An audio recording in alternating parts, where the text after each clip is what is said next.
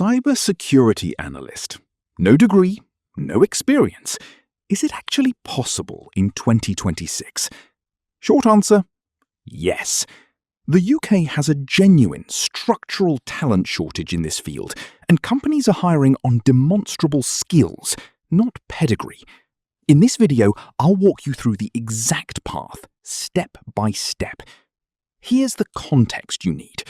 The number of cybersecurity professionals in the UK has grown by close to 200% in just a few years, from around 28,500 in 2021 to roughly 83,700 today.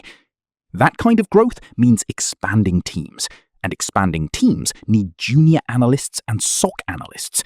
This gap doesn't care how you spent the last 10 years, it just needs people who can do the work. If you're coming in with zero IT background, don't jump straight to security. Start with CompTIA A+ to build core hardware, software, and troubleshooting skills. Already comfortable with basic IT? Move to CompTIA Network Plus instead, so you understand how networks actually operate, because you can't secure what you don't understand. Next comes the certification that matters most, CompTIA Security Plus. It's vendor-neutral, has no prerequisites, and it's the credential UK job adverts ask for by name.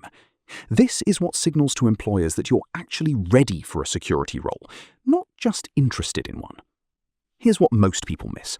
A certificate alone won't get you hired. You need evidence you can do the work. Set up a home lab. Use hands-on practice platforms.